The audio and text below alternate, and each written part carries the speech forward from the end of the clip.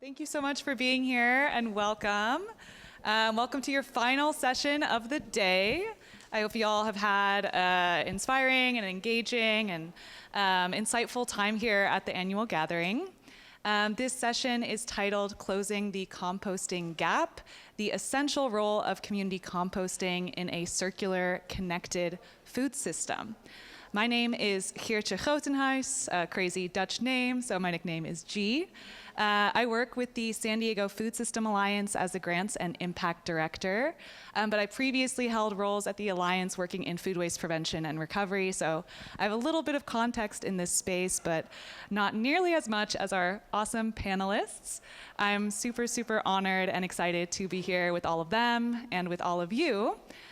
In this session today, we're going to be digging in and breaking down, puns intended, the essential role that community composting plays in a just and sustainable food system. So we'll hear about some of the opportunities and challenges that small-scale, community-level composters are facing. And especially as organics recycling is being implemented at the state level, we want to uplift the importance of community composting and make sure that it doesn't get lost in that momentum.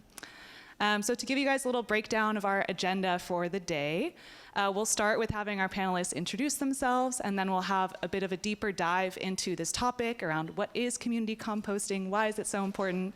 We'll hear from Fabian, and then we'll also watch an awesome video that Eliana put together, and that will really set the stage for the heart of our session, which will be a panel dialogue. And during the dialogue, we're going to try to include Q&A throughout. So we'll go question by question and then have a chance for all of you to ask any questions of the panelists after the question before we move on to the next sort of topic of conversation. So yeah, without further ado, I'll pass the microphone along to our panelists so you'll get a sense of the awesome folks you'll be hearing from. Hi, I'm Ron McCord. I have been composting for about 12 years now. I started just with a little meeting in my backyard when meetup was a big thing, and I did a thing on bokashi composting and black soldier fly composting, and like 30 people showed up in my backyard, and here I am today. Thanks. Hi everyone, my name is Sara Boltwala Messina. I am with Inika Small Earth, which founded and runs Food to Soil. We like to call ourselves San Diego's neighborhood composter, and we've been doing that for 10 years now, and still going, although downsized a lot, but still going. Hi, my name is Eliana Alice. I use they, them pronouns.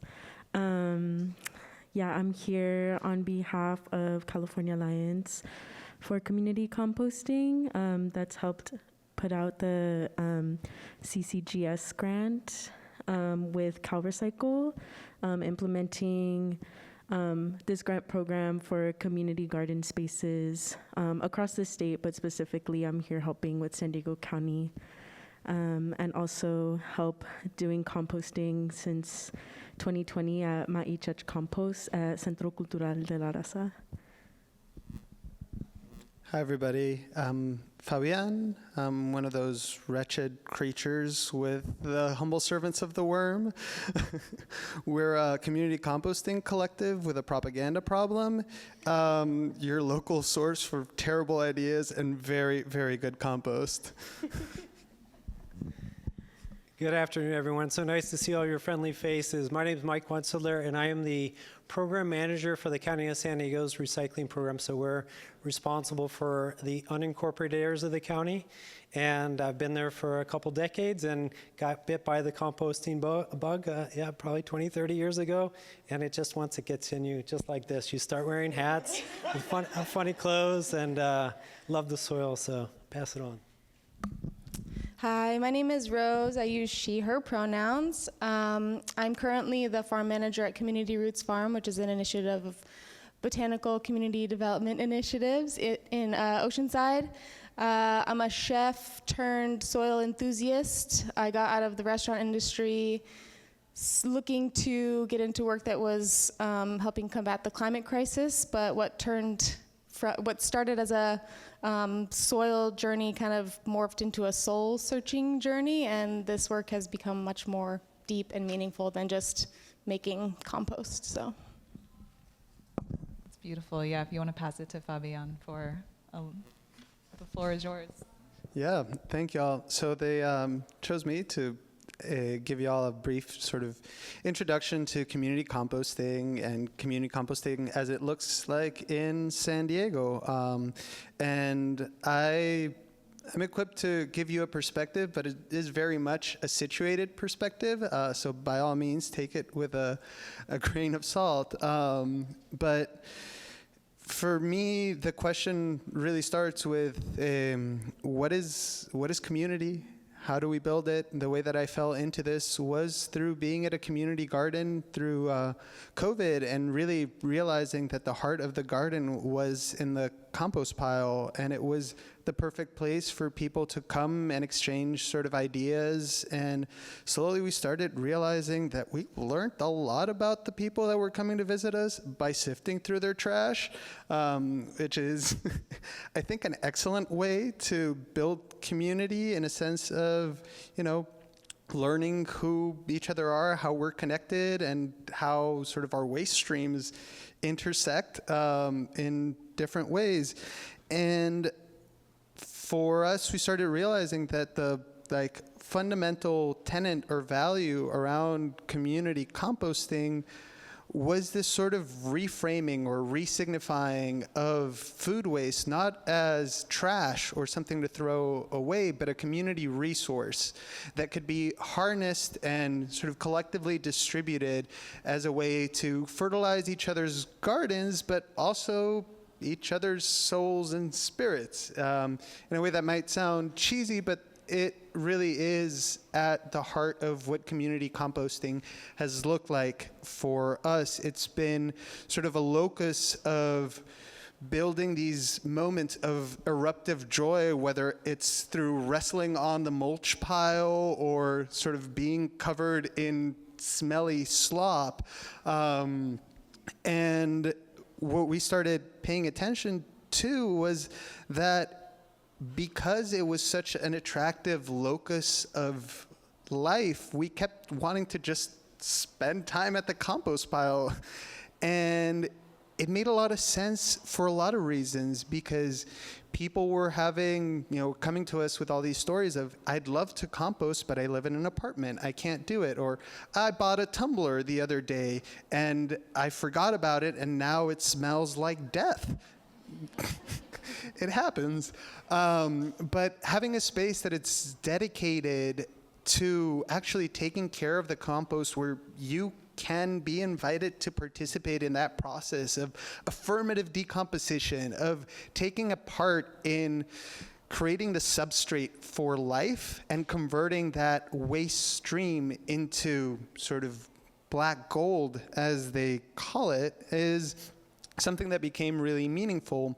And on top of that, we've don't just exist as a single site. As it stands now, I think we're a collective of a web of different community composting sites, which has been extremely enriching in being able to exchange resources, whether it be information tools or just sort of more friendships and opportunities to engage with the world in a way that is a little less capitalistic, a little less transactional, and just sort of build those connections in the underground. What I'm going to cite someone here because I teach at a university and that's basically how I work. But what Fred Moten would call the undercommons.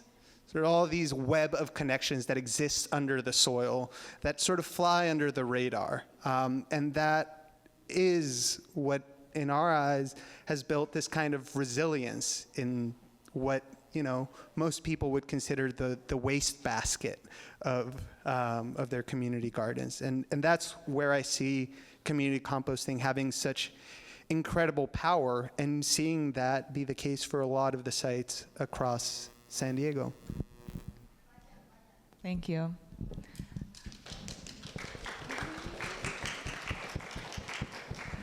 We wanted to get a sense from all of y'all to see if folks are participating in community composting. Can we get a show of hands of anyone, in case anyone is participating? There we go. Nice. So we got some fellow community composters in here. Does anyone want to shout out where they participate? Or Food to Soil. Any others? Yeah. Credits to the South Bay Sustainable Communities who teach us how to do compost. But yeah, we gather, I'm sorry, it makes me feel emotional because when he was talking, he was describing exactly what we felt when we gathered to do compost. So we gather every other week to do the rotation and check everything, temperatures and everything. So it's not only moving dirt or food scraps, it's sharing stories and exercising and many, many other different things. So we're super happy when we harvest our soil, and most of the times we harvest between 100 pounds of soil when we harvest. So it's not only that, it's just, be friendly with the environment, try to do put your little piece of help. But it's also all of those things that he described it as. It's just amazing. Thank you. Thank you. Anyone else want to share about where they compost? Shout out a location or an organization. Hi, I'm Haley. I work at SNS Friendly Ranch in the Tijuana River Valley, and we have a composting operation that we're trying to build to be more of a communal effort. That's all I'll say about it. I don't really have much to say. I just want to shout it out. Cool. Yeah, of course. So through Food to Soil, we're a small organic vegetable farm, and so through Food to Soil, we get food waste once a month that's already pre-mixed with mulch, and all we have to do is build it, which is really nice for us. It doesn't take very much time, and then we just have like a pretty consistent supply of really good food scraps, so that's how we participate. So they do all of the work for us. Awesome. Okay, one more. Hi, I'm Roberto Ramirez, owner of Mountain Meadow Mushrooms. And we actually get all the straw and the shavings from the racetrack at Del Mar, and we make our compost. We grow our mushrooms, and then we give away our compost. And y'all are going to hear a lot more about some awesome community composters here. And you're about to see some community composting in action. Eliana, do you want to share about the video? Yeah, so the last, I would say, month and a half, me and my comrade Metzli Pavia, that also volunteers at Mount Ichech, went to different community garden spaces that have composting operations, and as the community there, as well as the folks that steward the space there, why composting is important to them, and like what it means for their community and how it improves like the quality of life for their community, and like our food systems. There were about 14 people that we interviewed, and that was like 45 minutes of content. So we tried really hard to squeeze what we could into this like 11-minute video. So yeah.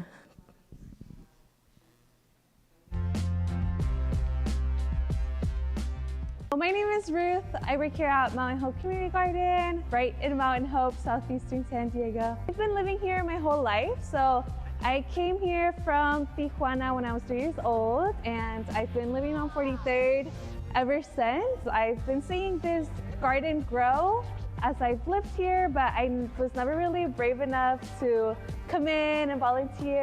So being here has definitely impacted my life and just the community in general, because I get to share something that a lot of our community members don't really pay attention to on their day-to-day basis. And It has started with my family at home, letting them know about composting and not using pesticides with the stuff we grow at home. I feel like it's just inspiring, and it makes you want to do more, and it makes you want to eat healthier, and it makes you want to try the stuff that you're growing. It just gets you more excited and more amped up for the environment and taking care of it in general. My name is Ian Moreland. I'm actually the manager of the garden here in the Mount Hope Community Garden. This garden is stewarded by Project New Village. Everyone comes here and they find joy. I feel like no matter what kind of day you have, you're not gonna leave here feeling the same. Now, I spend every day with my hands in the soil, constantly talking to community members. I work with high school students. I teach garden education. Gardening has completely, like I said, transformed my life. It's all about serving our community, connecting with people. That brings me joy. Composting kind of gets a bad rap, right? People kind of immediately think trash. Even just talking with the language of it all, compost isn't trash. Compost is where regeneration happens. So healthy soil is the foundation for all of life. If your soil isn't healthy, your plants aren't growing. If your plants aren't growing, the bees aren't coming around. If the bees aren't coming around, then we're not getting fruit. If you're not getting fruit, you're not getting your vegetables. And your diet, take a tank. You might still be eating fruits and vegetables, but they may not be as nutrient dense because the soil isn't good, because we've depleted our soil. The work that we're doing now in composting, we're tackling one of the biggest issues that we're facing. I think it's just that education. I think we understand that composting is what's healing, or what will heal our planet. We were just kind of given a green bin, right? And most people don't know what to do with it, and so they don't know that the food scrap should go in plastic. So there's no one talking to them about it anymore. They're trying to compost, but there's no engagement. There's no one saying, hey, this is what this should look like. When you just have a green bin set on your curb, you're not talking. When you're doing community composting, someone brings in their scraps and you can tell them, oh, this probably wouldn't be best in here. There's no conversations being had. So we're losing those conversations, big time. I think the biggest thing is when you compost as a group, it's a chance to educate with no pressure. In a space where they volunteered to bring their scraps, they're open to the education. They're interested in learning more why we do it this way versus that way. And there's so many different ways you can compost. You can compost with insects, you can compost with heat, big piles like the city does, these big giant piles of things, or you can do something very small and intimate in your home by just taking the scrap off your counter and setting them in a container, and once in a week, maybe putting them into a worm bin and letting the worms do the work. And then you've got this nice, I call it like farmer's gold, right? Black gold, because it's just nutrient dense, rich, black goodness. I don't know. I mean, composting's amazing. It's healing, you know? I think it's healing. If you can heal the soil, your hands are in it bare, I feel like it's healing you also. You know what I mean? You're kind of recharging as you're able to leave some of your negativity there, and it's giving you something back. Beautiful. Hey everybody, my name is Anthony Avalos. I am a 4th generation San Diegan, 2nd generation Southeast BC, grew up right down the street. Where we are today is the most prestigious space in Mount Hope, known as the Mount Hope Community Garden. I grew up in Southeast, about 2 blocks from here. And when I grew up, this was a dirt lot.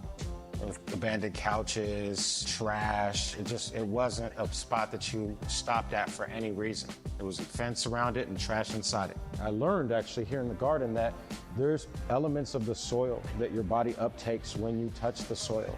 And it does have a calming impact physiologically. And so there is a chemical exchange between us as human beings and the earth. Now I recognize this space as being something that has helped me on my healing journey. When I absolutely needed a place to start healing, this place was here for me. And so as I continue on this journey, I recognize that this is now a hub for growth, for exposure, and for healing. In recognizing that we don't even have access to land, right? Let alone the ability or agency control over that land, right? It made me realize that we are not quite ready for the conversation of land stewardship in a sophisticated way.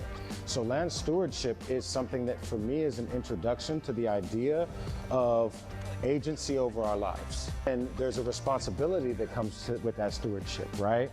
Land stewardship to me connects with some of the, say, ancient teachings of indigenous peoples on these lands and lands all over. But I think that having the responsibility and the honor of being able to care for the land and watch it produce these beautiful things that sustain you is quite a privilege.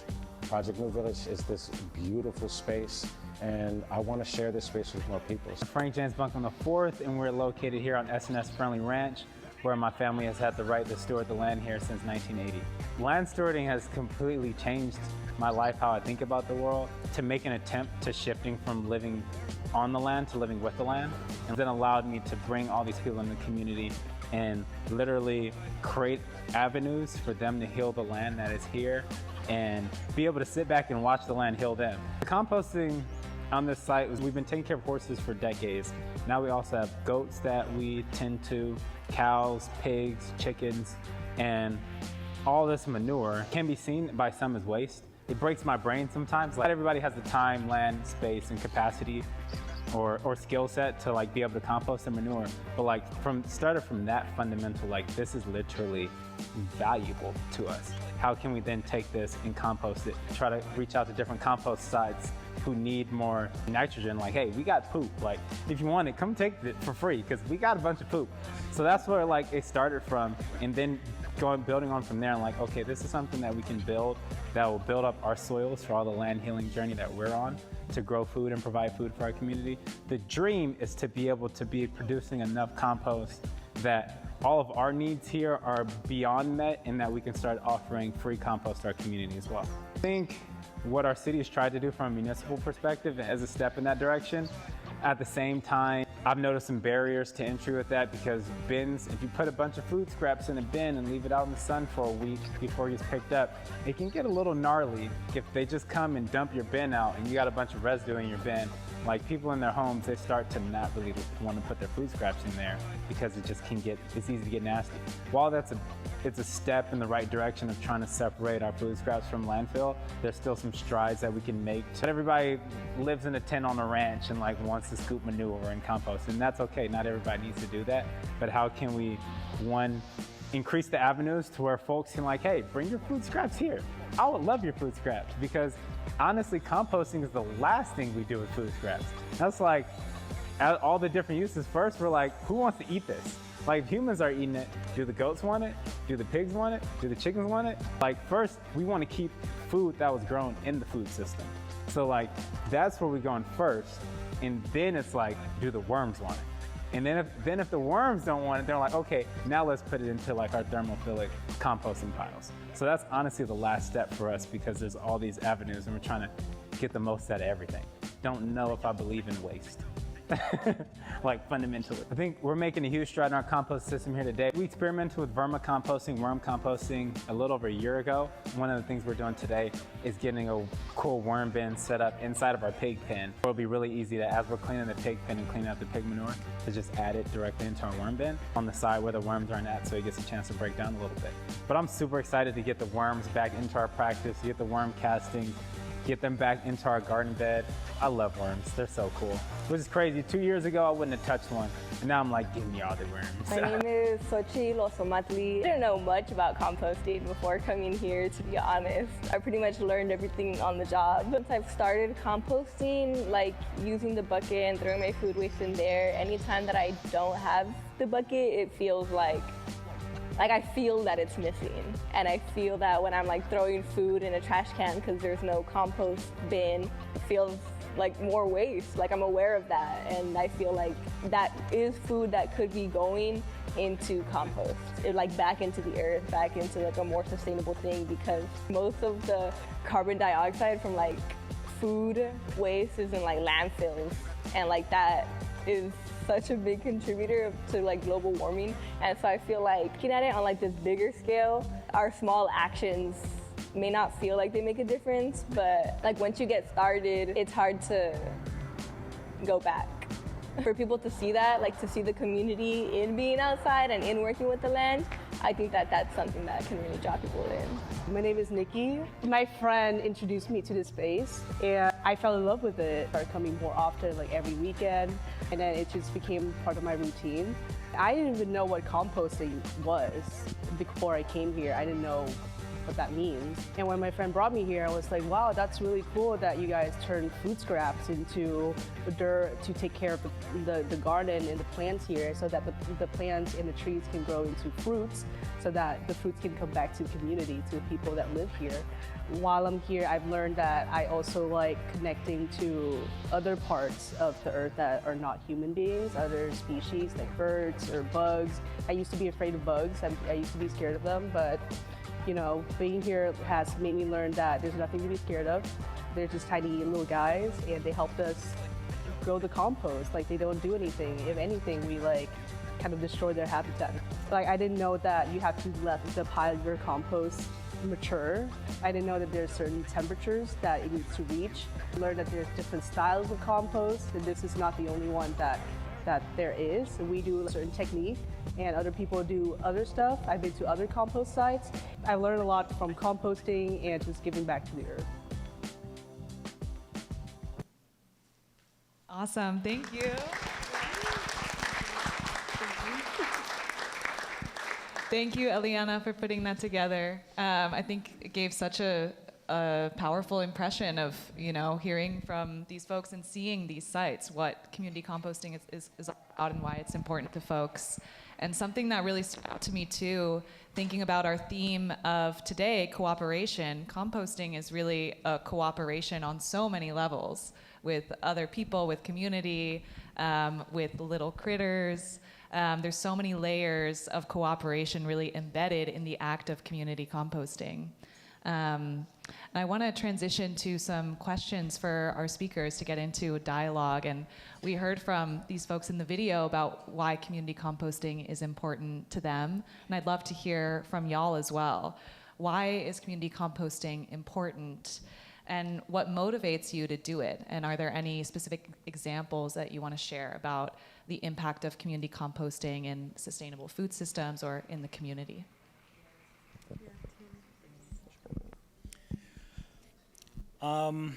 If you've ever seen a garden that is thriving, and then you've watched a space where the soil is going downhill, you start to understand the difference, or you see the difference pretty easily in what's growing there. But when you find that your garden is thriving because you have organic matter that's going through its life cycle in that environment and feeding the system, you quickly learn how important it is versus going to the store to buy a bag of compost or not even a bag of compost, a bag of fertilizer that's some kind of chemical or whatever. It does something for the garden, but the difference is when you're putting organic matter back into your system. And we have a very large amount of community and small gardens in San Diego, probably many more per capita than anywhere in the country. So it's important that the food waste that's being produced here in the city is going back into those systems, because if not, this becomes a new Dust Bowl. So I think for me, the most important thing about community composting is resilience. You can learn to cook food, you can learn how to grow food, but the next logical extension, vertical integration downwards, is to be able to grow your own soil. And that's the reason at Food to Soil we call all our processors soil farmers, because you're farming soil, and that's how you can really ensure that you're a resilient community. I think the other aspect of community composting, so composting in itself is great, right? Like now all our cities have curbside composting, and so we all have access to composting, which is awesome. But the biggest reason, the biggest role that a community composter plays in the system is you keep the culture of composting alive. You can show people, the next generation, how to grow soil, and that it's really available to all of us who want to do it. No other recycling can be done cradle to cradle right in your backyard. You can't recycle paper, glass, metal, and definitely not plastic. But food waste is one thing that each of us can do it in our backyards, right? And so it's just such an available form of coming back, of closing the loop, coming back full circle. And community composters are able to do that. We're able to show you the process. We're able to keep this knowledge alive in our communities. Just keep that knowledge bank going is really what I think is most important about community composters.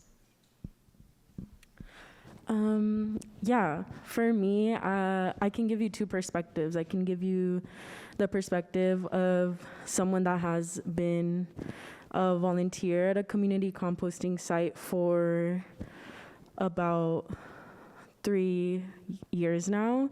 And I can also give you the perspective of someone that has been overseeing a grant that has been implementing community composting into green spaces.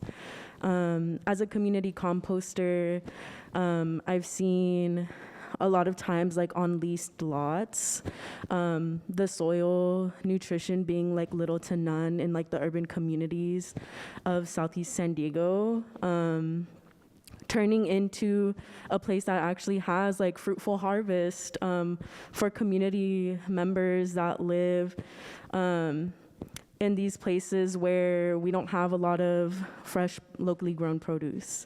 And that's like beautiful and healing to see.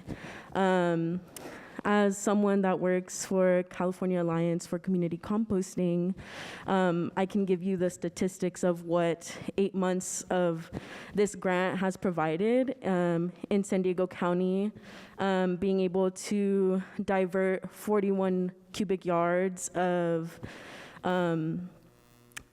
green and bulk material, so about 20,000 pounds of food scraps within 8 months across San Diego County, and about 102,500 pounds of bulk material, which is like wood chips, hay, and those browns. And then with the regional totals of all of the other counties in California, it's a total of 354 cubic yards, which is a lot, right? Like, it's a lot for our communities to come together, and it all starts with one site, one community space that really wants to make that difference for what our food systems mean locally. I want to get back to that point about what inspires me about composting. I think I really see composting as the soul of agriculture, and that soul and I think going back to the word human, where it has a similar root with humus in the root of all the soil. And I can imagine back those days with our ancestors when they're creating their fire pit for their evening dinner and clearing a space where they're going to put their bedding, moving all the plant material to the side, and then as they're preparing their food, putting the food scraps that are left over on top of that heap. And later, seeing the steam that's rising from putting all those browns and the greens together in the food scraps, and seeing the steam come from that to the point where you could actually get burned. And seeing, if there's say, for example, a pumpkin seed that was there, and it would emerge from that as a literal fountain of youth. I think that, looking at the dawn of humankind, managing organics is just such a critical piece of that ensuring fertility and being able to move from a nomadic lifestyle to a agricultural lifestyle. So I think it's so important for us, and it provides, as we're talking about, all these connections to our fellow humans. And so I just wanted to share one success that we've had working at the county. We worked with the Ramona Unified School District and helped them start a composting program. And initially it was all about composting. getting the food scraps out and getting the schools to participate. And as I started working on composting, they realized that there was a much bigger story. When they separated their food scraps, they looked in at it. I mean, it's the truth window right there of, hey, do we really need to be throwing away all of this salad that looks perfectly good, all of these vegetables? We really want to reserve composting for just what's no longer edible. And so they integrated a program of feeding people first, feeding the animals, and then lastly, feeding the soil. But it's been transformative for all these students and young people and adults too that haven't been connected to the soil in this way. And so composting is the ultimate in humanness. You cannot be, and to use the name of your organization, the humble servant, you cannot be more humble than when you're playing with the dirt and the icky parts of compost and seeing what it creates to be that ultimate nutrition for our soil. Yeah, just to piggyback on what everyone has already touched on, this work, I don't think it can be surface level. I mean, I know I'm a Scorpio and I go deep on a lot of things, but this work is not surface. This work actually incorporates every aspect of our lives, and I got into this work because I thought that I wanted to just be able to do work that was more giving back to my community, giving back to the earth, and I was doing that, and I have been doing that, but I don't think it was a coincidence that my time of getting to work with soil and getting deeper into compost coincided with my sobriety. This has helped me understand that if we can take a look at the messier, deeper, darker pieces of this experience that we all are here living, and figure out how to pull it apart and see what life can be bred from that. I think we all benefit from that, and I've seen it happen. I've seen people come to the compost site and they want nothing to do with this slimy, smelly compost, but once they see the new pile that we just built and then I take them over to the finished pile, they are amazed and mystified by this fertile black soil that came from something that they thought was trash. And I see the transformative work that comes from this and the healing that is this, and yeah, I think it's much deeper than diverting organic material from landfills. Yeah, it actually resonates a lot with me and wanted to build on that. Especially, you mentioned this sort of awe and wonder that sort of comes from opening up a pile and seeing it steam. And I think there's an element of that is very disarming, and disarming sort of in an important way where it mystifies us. It makes us question, like, how do we make meaning? How do we make meaning of this world? This sort of like breaks our sense of the world is supposed to be this way, but there's some magic here that sort of challenges our expectations, whether it's in the smells, in the transformation, in the cast of motley characters that's generally surrounding a compost pile. And there is something that Sarah mentioned, which is building a compost culture, or a culture around compost. And coincidentally, or maybe not so much, I'm trained as an archaeologist, and it means that most of my sort of professional life, I've been looking at the waste that people leave behind as a way to understand their culture and who they were. And I think that's very true. Our waste, what we leave behind, is part of us. It is something that we are, and we need to be accountable to that, which means building a relationship with it. And that can be the compost pile, a place where we can turn that through this magical process into something that breeds life beyond us, a kind of steward and tending. And I wanted to go back to this question of what is community, and it's something that myself and sort of the group of people that I've been working with have been trying to figure out for a long time as well through this. And there is this process we like to say in our organization: think of yourself as compost in the making. Be accountable to the waste that you're producing. Relate to it in a way that's affirmative, that doesn't destroy what comes downstream, but actually helps nourish it and grow it. When you sort through the food scraps and you notice all these compostable containers lined with PFAS, know that not just you, but your entire community is going to be eating from that soil. That is a way of being accountable. And compost acts as this sort of silly putty that draws us all in and makes us pay attention to these things. We are accountable to each other. And that is sort of a process through which we build resilience, the possibility to bounce back, or as I would like to put it, to fight back. And I'm going to throw this out there, but you know how they say, vote with your fork? How about we vote with our pitchfork, not just to turn the pile, but to point it at the people who are really sort of responsible for putting these products in our environment and in our communities.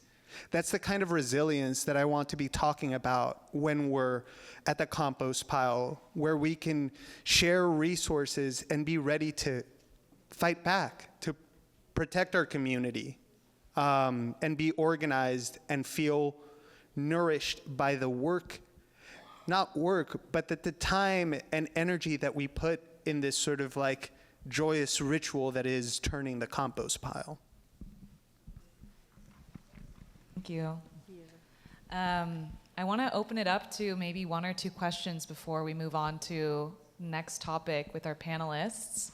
I'll also mention really briefly, I should have said this before, but this session is being live translated into Spanish. So if you hear a bit of mumbling in the background, that's what is going on. So when I do hand you the mic to ask your question, just make sure you speak clearly and loudly.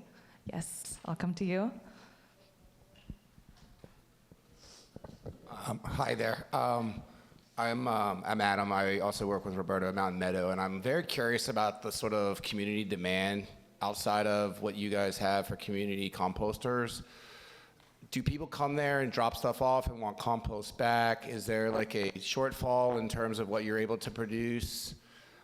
Is there a way, I was like looking at the way that you kind of described this as connected circular food system, and we've, as Roberto kind of mentioned, we've been desperately trying to work with communities to try to figure out how to get compost to community gardens. We have like 35,000 tons of organic compost, and we would love to try to create like this like circular loop where like even if we could refill your buckets, where people could come and bring their food scraps and then they could get free compost.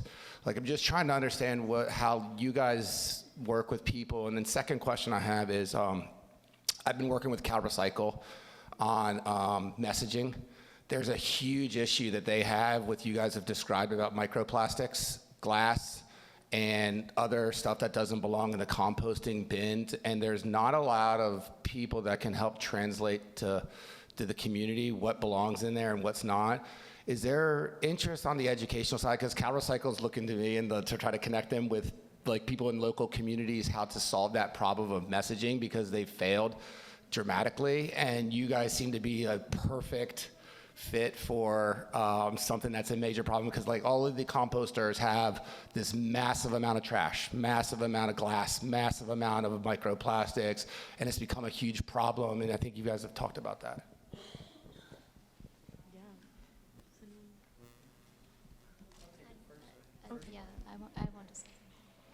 As far as the community, yes, lots of people want compost. I actually talked to Robert about it a couple months ago. Is the problem is getting it there, right? Like if I need 5 yards of compost, how do I find the right person to bring it to my farm, or how do we get it from that resource to where it needs to be. Us up here, we want to do it as local as possible, but that's not always possible to produce. Like, you guys are producing more than anybody in the county that I know of, in terms of that kind of compost. That is probably the best compost in the county. The main thing is we have to start getting people involved in having more panels like this, more classes. I was thinking maybe there should be some classes at Mountain Meadows to show what you guys are doing and show that, like, you guys have a really good product or how to make products like that. But most people don't need compost until they need it, right? So in the winter, no one's pulling compost from you guys, but then in the summer or in the spring, everybody wants to get it, and you guys don't have as much. We have to start working together to get those people out in front of us that need the product, because right now, most people just want to throw it in their green bin and they're happy with it, so.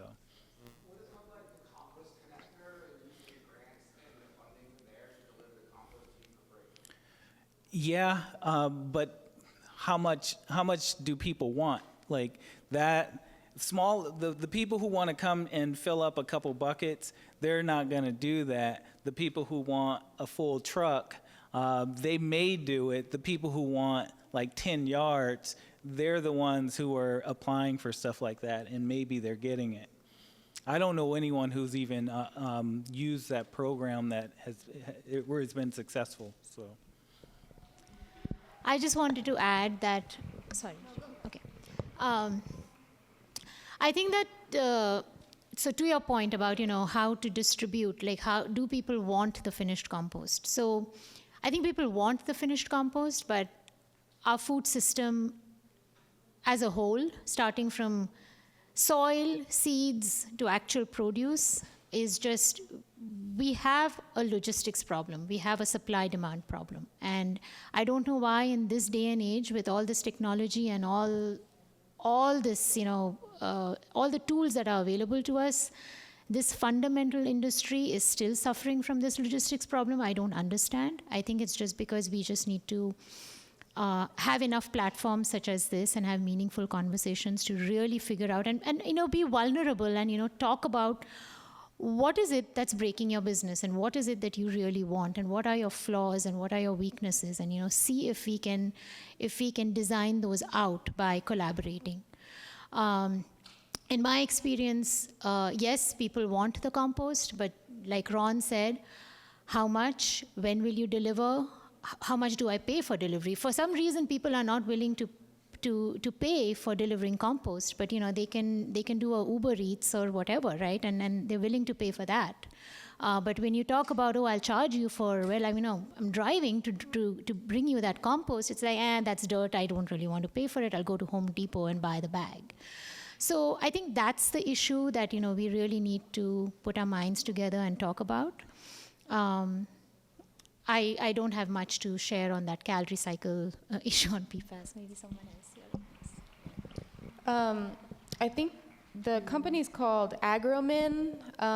They're kind of like a middle person between large-scale compost and farmers that are looking for compost. So I think there needs to be more of that, like gap filled, but also on a smaller scale for people like us. Like the compost that we're making at Community Roots, the labor is so high that we can't give it away. We actually need to keep it for us, but it would be great to get something that's being made at a larger scale to us that we could sell or give away at our farm. Because someone asked me at lunch, where can I get some compost? It's like people do want it, but there's like that gap we need to fill the gap. So having more of these conversations, people just willing to like figure out solutions for that middle piece. Can I address a couple of points? The Board of Supervisors at the county has put some efforts in direction to county departments, particularly our climate action plan team, to work on what they called carbon farming, a pilot project. And so what's working through that is trying to look at opportunities to incentivize farmers to be able to use compost and other sustainable techniques so that there can be all the benefits to our overall economy, to our environment, et cetera. And so they're looking at ways that there could be incentives so that farmers can be able to afford the compost. It's, like we said, it's not an issue that they want it or don't want it. It's that they have such thin margins that they're not able to afford it, and then they're not able to pay for the transportation and application as well. So it's coming up with ways that can incentivize that and recognize the benefits that the farmers play in our ecosystem and all the environmental system services that they provide to us. To your other question about education, I think that's critical. We see, like we talked about before, most of us all now have green bins to put materials in. But when you lift up the lid, so many times you don't see any materials in there, or you see the wrong materials in there. And so this educational piece, it's new for people, and changing behavior is, for all of us, the hardest thing that you can possibly do. But education is going to need to be consistent and ongoing. So from that standpoint, we are launching a campaign at the county starting mid-November after the elections, when hopefully there's greater interest and ability in the airwaves, et cetera, an organics campaign to encourage people to participate more. I think the issues you mentioned related to microplastics and all those others, first we need to get the material in the bin, but I think we have to couple that message too about what needs to go in the bin and those challenges. That comes into the point of the pitchfork, what we know.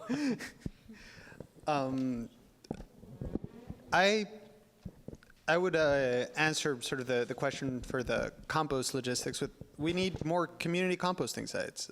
The way where I'm sitting, I don't want my site to grow.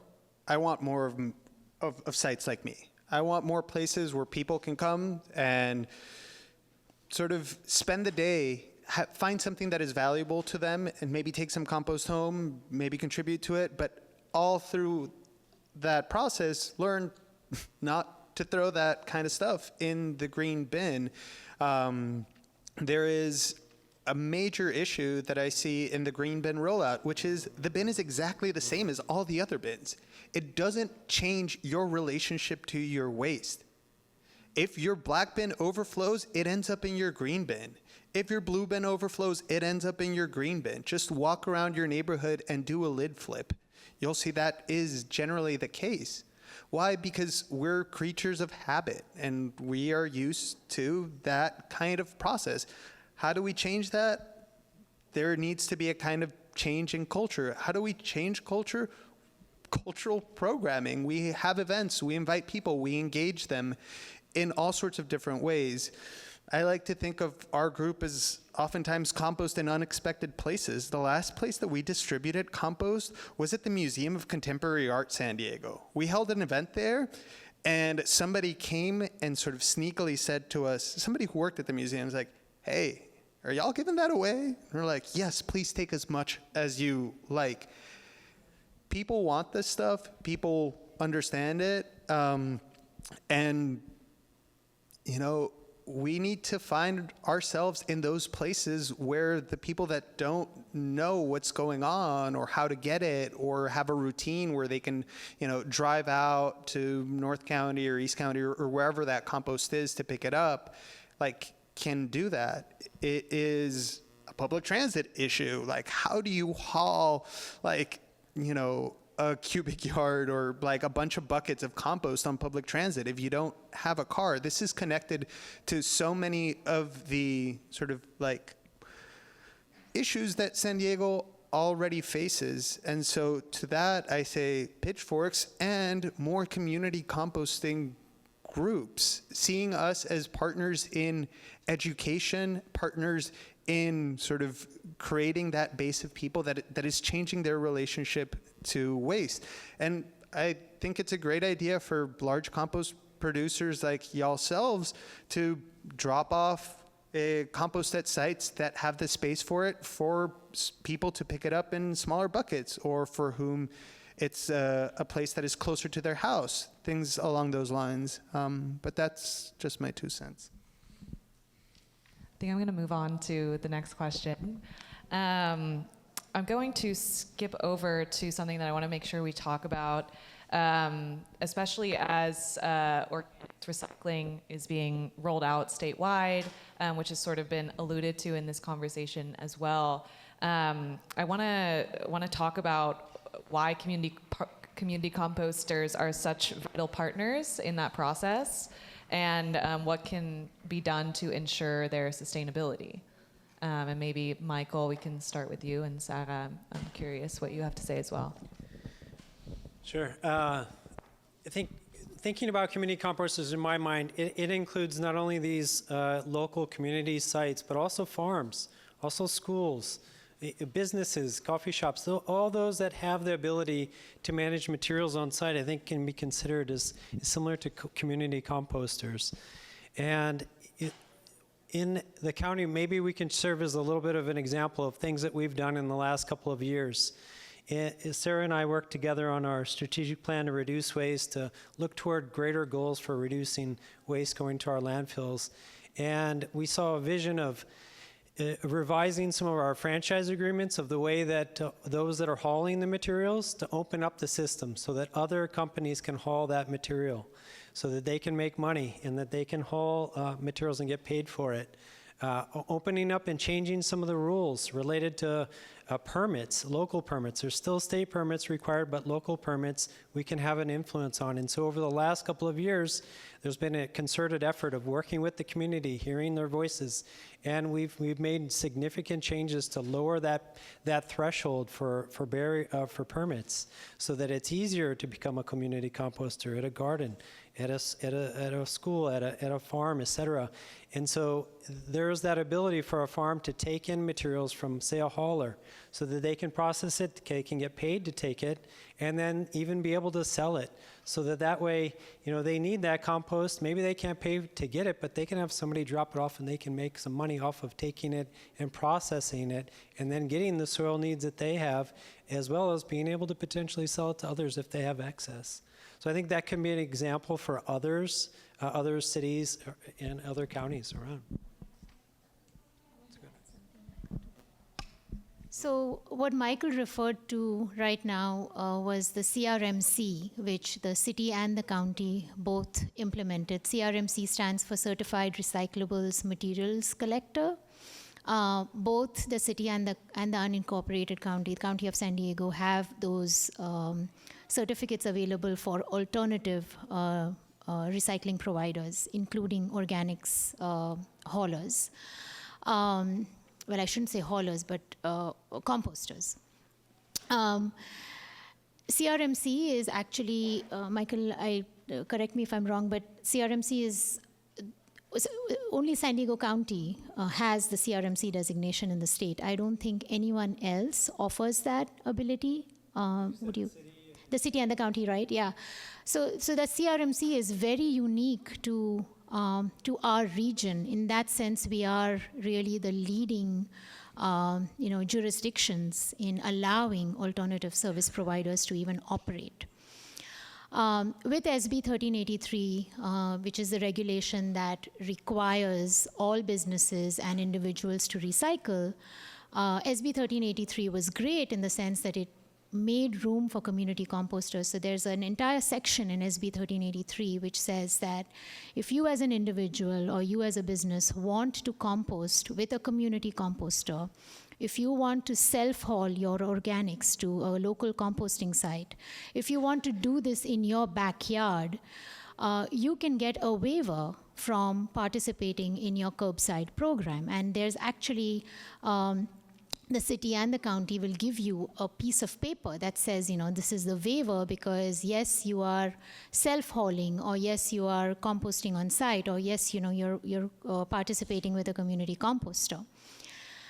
The issue is that haulers are providing a bundled service to you. So your curbside hauler right now is charging you one single rate for the trash bin, the recycling bin, and the organics bin. And so that waiver that you have, that piece of paper, is really meaningless. It has no value because your hauler just tells you, great, if you're participating with food to soil or if you're composting in your backyard, awesome, but there's just one price. The blue bin and the green bin are complementary. We're only charging you for trash. The other services are bundled into the trash service. So what I like to, and that is the reason why Compostable LA went out of business. Food to Soil had to downsize its programs, because even though many of our subscribers and clients did not have access to composting service, they were in another way paying for it through their rent. You know, if they were living in an apartment, they're paying for that green bin that the hauler is supposed to provide through their rent, or it's basically just, you know, built into your pricing mechanism, and you don't get a price break to be able to participate with an alternative service provider, which is why the community composters, at least the fee-based community composters, the enterprise-based community composters, are going out of business. The way I like to say this is that we are being forced out of the back door by the haulers, while the policymakers and society keep looking at the front door and saying, look, we've left this room wide open for you. So the reality is that, you know, it's awesome that California has curbside, recycling programs, has curbside organics collection, that we all have access to this great service. But the fact also remains that there are certain segments that are not being serviced by the large-scale haulers, or they want better service, or they want a different kind of service. And community composters are the service that can provide them that. We are the ones that can fill in that gap very appropriately, very nicely. And we're just not given that room, that the market is not allowing us to operate in the way that it's claiming to. So I think as policy, what I would like to say is that we've made great strides, we've come this far, awesome, but let's recognize that there are a few other things that need to be done, that back door is still open, and we are getting, you know, strong-armed through the back door. And let's close that back door and keep us in the room, because that is important. We have a role to play. We've never, like, you know, Fabian said, he doesn't want his site to grow. I don't want Food to Soil. We don't want Food to Soil to become like this large hauler with, you know, dump trucks and stuff. That was never the idea. It's about having more decentralized sites and having a network of, you know, people who are doing this in their neighborhoods. And we have a role to play. It's a small role. We recognize we want to stay in that space. We don't want to go step beyond, but we need that room, and I think that, you know, as policymakers, we need to understand that there's that next frontier, that next milestone, and let's go towards that. Hi, I'm just curious, what you guys think 5, 10, 15, 20 years in the future of composting, what would your guys' vision be for San Diego? If you guys could speak on that a little bit. Your utopia of composting. Utopia, what's your utopia of composting? That's such a great question. Well, yeah, I think for me, like similar to what Fabiana and Sara said, like, we want more community composting spaces. I see community composting not, like, it's never just that. Like, I feel like it's always like intersected with like, what does land access look like in communities? Like, what is it like to like be in these underserved communities, and actually providing like the ultimate resource of life, which is like, yeah, literally feeding people. It's always connected back to that when I think about community composting, and I think like 5 to 10 years down the line, I really want to see this be implemented in more spaces, and like that doesn't just look like it's more than in the sense that there needs to be funding for that. Like if you're going into like urban communities, underserved communities, and like you're asking people to like partake in that, like people just don't have like the time to give freely to do this at times. Like people have jobs and like need to put food on the table. I think like the funding and creating those jobs for people to actually like sustain their local neighborhoods would be a beautiful experience, and getting people back to the land and like what that looks like. Yeah. Yeah, this utopian vision might not be 5 to 10 years in the schedule, at least for me, but what I say is universal basic income, or at least a higher minimum wage, people to have more time to themselves. I'm gonna be like a little too technical here, but bear with me. For me, work is a condition of exploitation. Labor is something that we can give freely, that nourishes us, that is part of the energy we put out into the world. I say abolish work.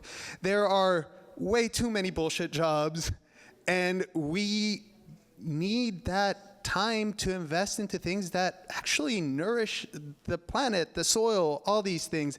I see a lovely decentralized community or series of community composting sites that are venues, arts studios, galleries, restaurants, canteens, whatever. Places where people gather that compost features in, maybe not prominently, but it features in, where that labor is done and taken care of, where people, can go and relate and, enrich their spirit, their soul, whatever.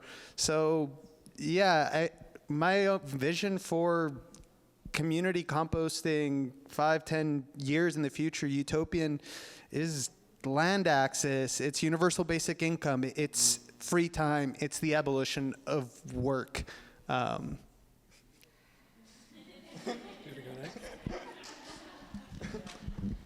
Yes, Fabian.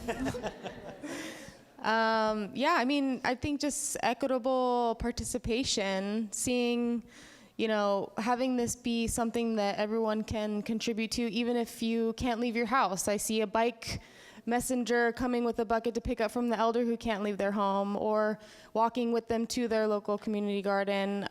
This is about collaboration. This is about reconnecting with our neighbors, and the soil is how we will do that.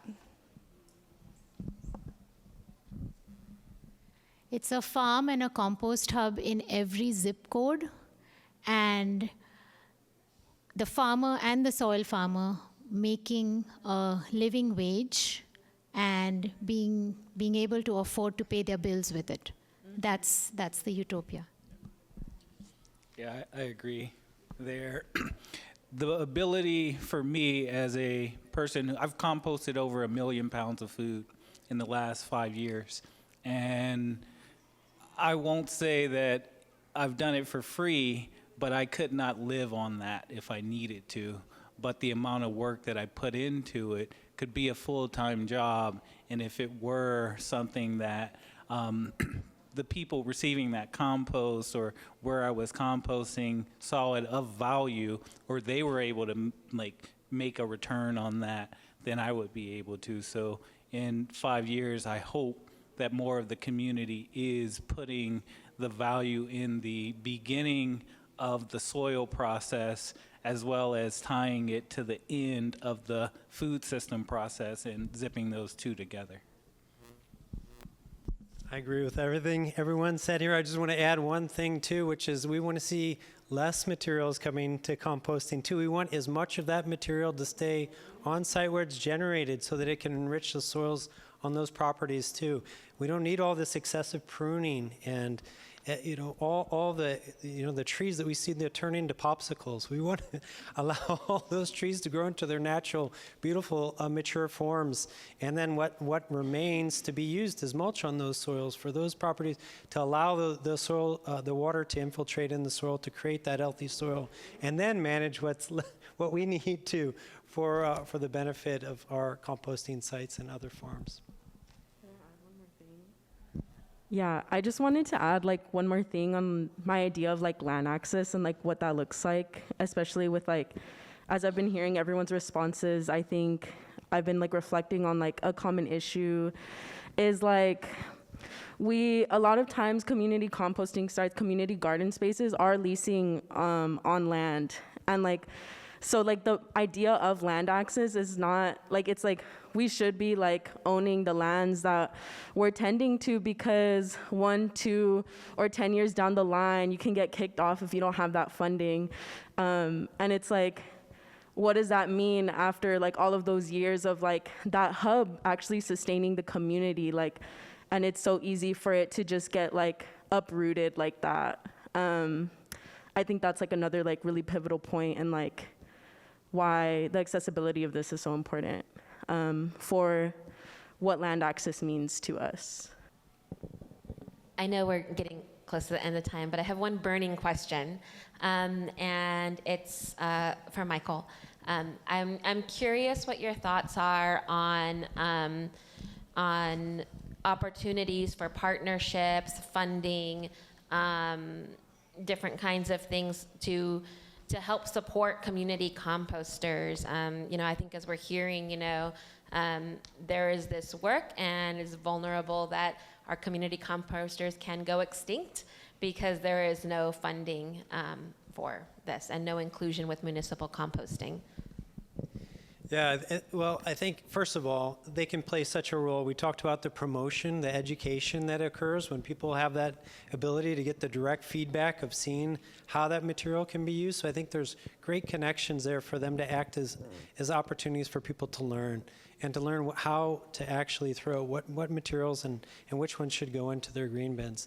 I think as far as how to open up that door to bring it more, make it more wide to allow more community composting, I think we've got a good, as we were discussing, some of the changes that we made, I think can open the door. As Sarah said, there's some market forces at play that can make it more challenging. In the unincorporated area, we have lots of areas where that price, Sarah mentioned the bundled price. There's many areas where the price is not bundled, where it's open, and so we see a lot of people that are choosing to manage it on site or could use a community composter too. So I think creating those market mechanisms that can open that door further, I think that's another area that we can look at it. As far as encouraging folks to be able to go this route and to learn more, the county has been working with the Solana Center to do promotion and workshops and training. So we hold every year small and medium-sized composting trainings to bring people into the fold and to create this kind of peer network where they can go and ask a neighboring community composter or farmer, et cetera, so they can learn how to get the skills and the training so they can launch their own business. And lastly, I'll share that we're also in the process of doing some case studies that will show the return on investment for some of these that are looking to make money, to show where that benefit comes in so that they can decide whether or not they want to invest the time and the funds to be able to make a go of it. So those are a couple of the ideas. I think overall, in one of the other sessions, we have the Food Justice Community Action Plan. The Board of Supervisors are going to hear it this December. They need to hear from the community. That's community composters, it's you, the eaters too, on what you want to see. And so if this is an area where you think the Board of Supervisors should be putting funds or asking staff to do more, to find opportunities and changes in policy, I think that would be really helpful to get that direction. Thank you, Michael. Rose? I have a question for you, Mike. I know that there are these workshops happening, and a lot of them are happening at the Solana Center, and there's an ecology center up in San Clemente, and they kind of get a little siloed into these places that are the main guys doing it. And then I also see that the workshops can be kind of out of reach because sometimes they cost money for people.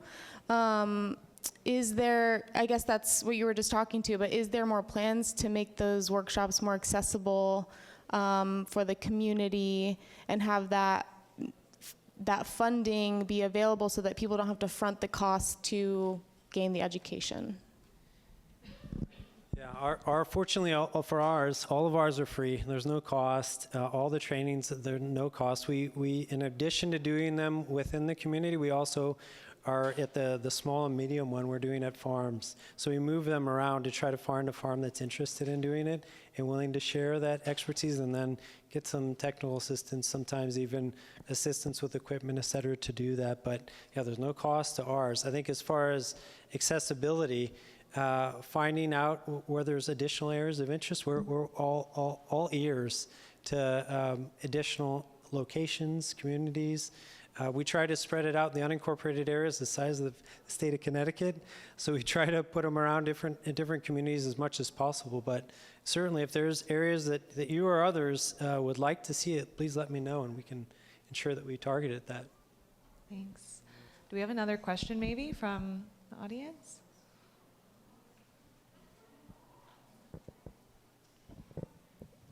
It's not exactly a question, but I'd love to hear your feedback. I live in rural Fallbrook, and we have 3 green bins, and our neighbors are always borrowing our green bins because we don't use them. We keep all of our waste on site. And so I have a couple of thoughts, like, what if instead a chipper came through every week and took your green bin materials and turned it into chips, and then, you know, people could put it on their yards, because they're big yards, right? And would that cost more money for recycling? I don't know. And then secondly, there's a chip event that happens once a quarter at our neighborhood fire station. And we're the only crazy people that drive our car over and fill it up all the time. And those chips are gone on Monday. You know, it's like there's no time. Nobody knows that they can go and get those for free.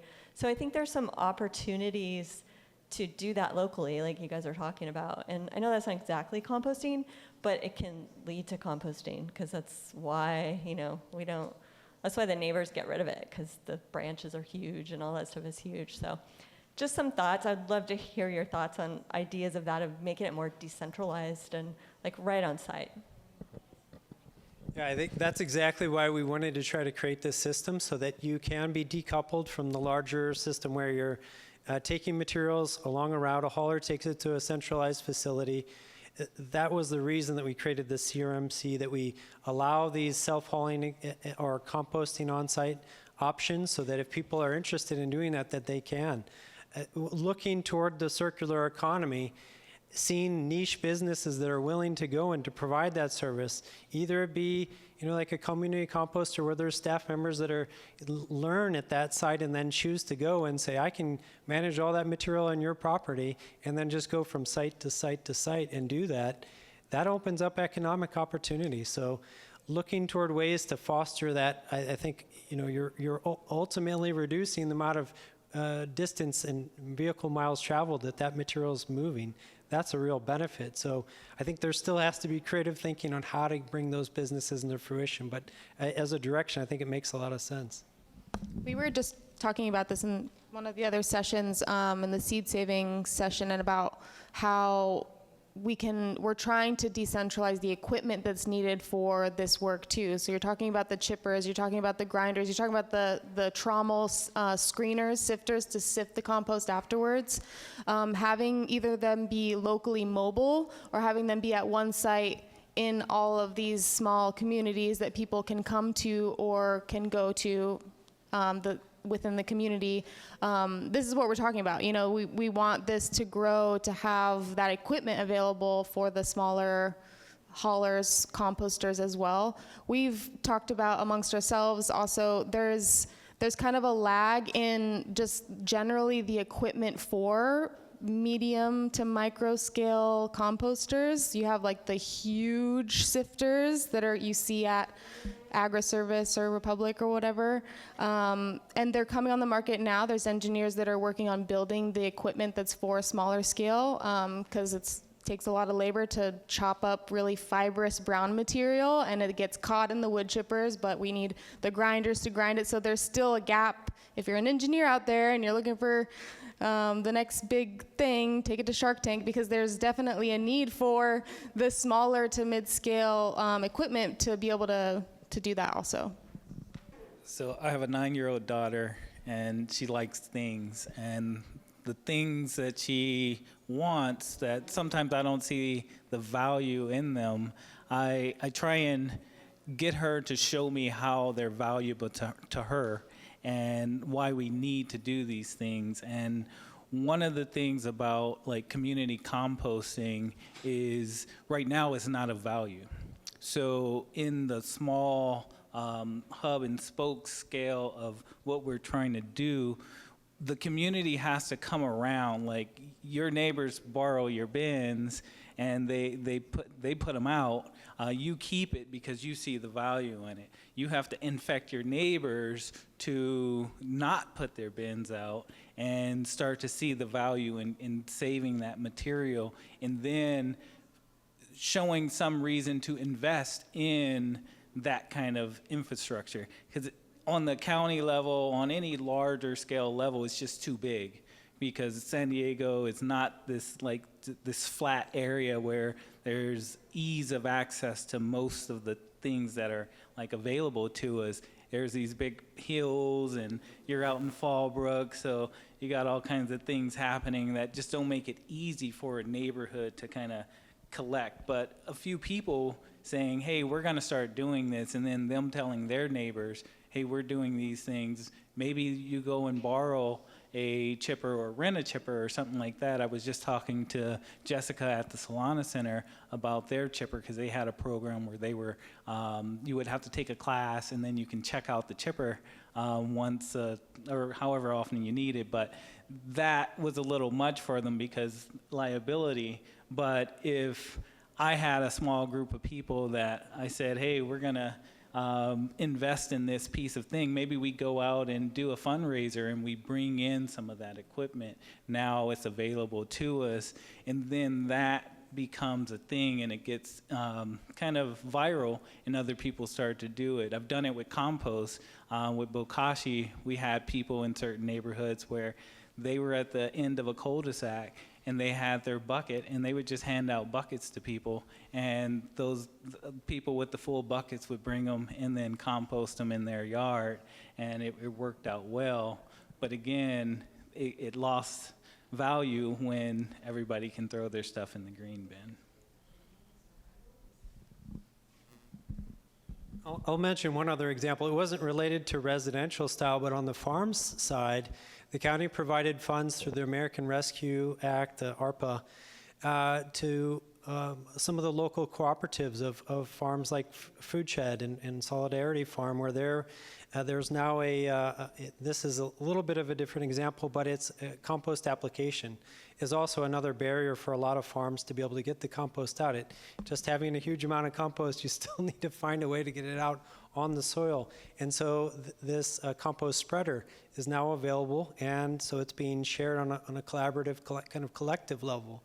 That could be something that is used as a model for other ways of where a chipper or other things could be used. But you do need to then think in this collective, who's going to manage it, who's going to make sure it's still maintained, all these elements. But I think they can be overcome. I know we have a few minutes left here. I'm thinking maybe it'd be nice for y'all to share just some final closing thoughts around community composting and our theme for today, cooperation, which I feel like this kind of segues nicely into that. What kind of cooperation, what kind of partnerships do you think, would you like to see in order to kind of create that utopian system that you're dreaming towards? Yeah, I think, for starters, like all of us are in this room today because we're interested, right? Like a lot of us on this panel are community composters. We do this like for our living, for the thing that really drives us, right? And we're based throughout San Diego County. So yeah, for folks interested, we are here. And you can reach out to us if you are curious if there's a site closer to you or how you want to get engaged. We also have a little, I know this is the last session, but we have a little composting corner and the tabling out there if you would like to contact us as well. But I think in general, that would just be an amazing start.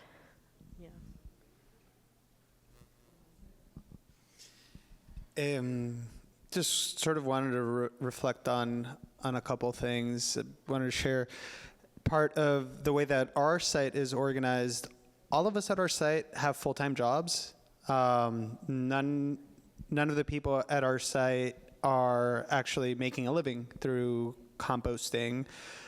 We've been able to keep this alive, yes, because we've been able to monetize certain elements of the operation to keep operations going, and currently are being supported by a grant. But I do want to frame composting also as an ethical proposition, something that is in line with our values to reciprocate and tend to.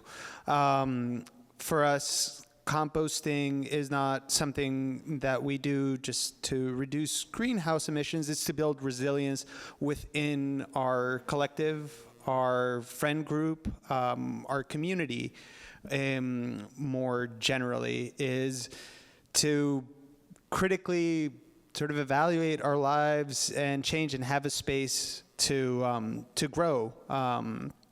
And grow both in the metaphorical sense, but also in the sort of growing plants.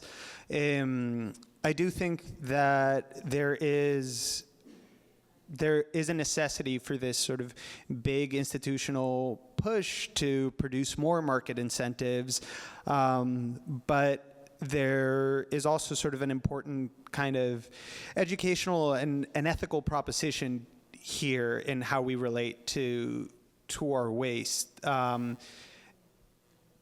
composting sites are not going to go away. The money disappears, whatever. Composters are some of the most sort of like tenacious, resilient, like dirt lovers that I know. And they're going to stick around, and they're going to be making our lives better. We also need to advocate for them and make sure that they don't have as shitty a time, pun intended.